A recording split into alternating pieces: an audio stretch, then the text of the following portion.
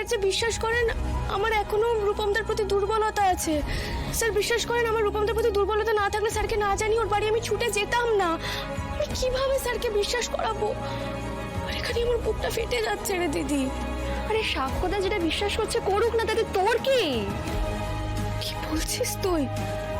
আরে স্যার এটা বিশ্বাস করলে আমি কোথায় গিয়ে দাঁড়াবো দিদি? না না স্যার এটা বিশ্বাস করতে পারেন না। স্যার বিশ্বাস করলে সব শেষ। উনি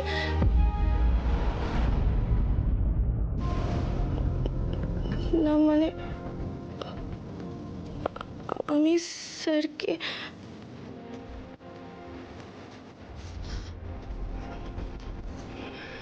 কে আসি টাকা আমার দিকে কর এ টাকা। এই তুই মিথ্যে বিয়ের নাটক করতে করতে সত্যি সত্যি সাক্ষ্যদাকে ভালোবেসে ফেলেছিস।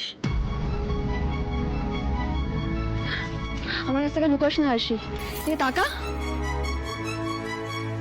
তুই সাক্ষ্যদাকে ভালোবেসে ফেলেছিস না?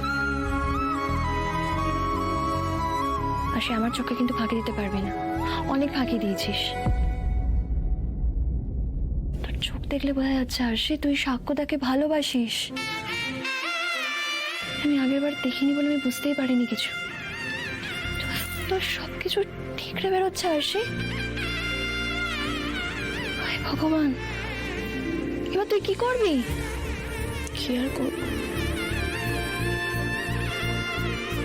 যাওয়ার তো হয়ে গেল।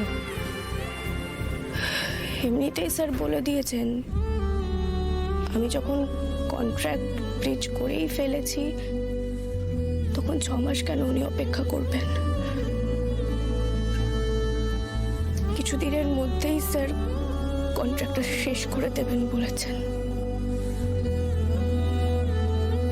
ব্যাস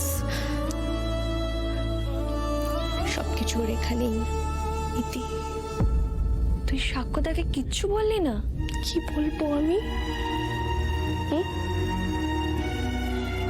ভালোবাসার আগে বা তার পরে তো আমি জানতাম দিদি যে আমি এর প্রতিদানে স্যারের কাছ থেকে কিছু পাবো না।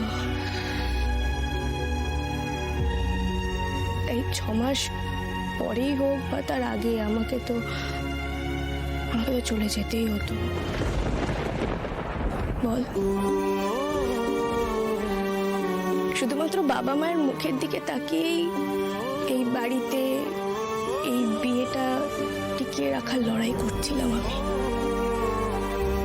তা যখন বাবা মা সবকিছু জেনেই গেছে তখন এই মিথ্যে সম্পর্কের বোঝা আমি স্যারকে কেনই বা বলতে দেব?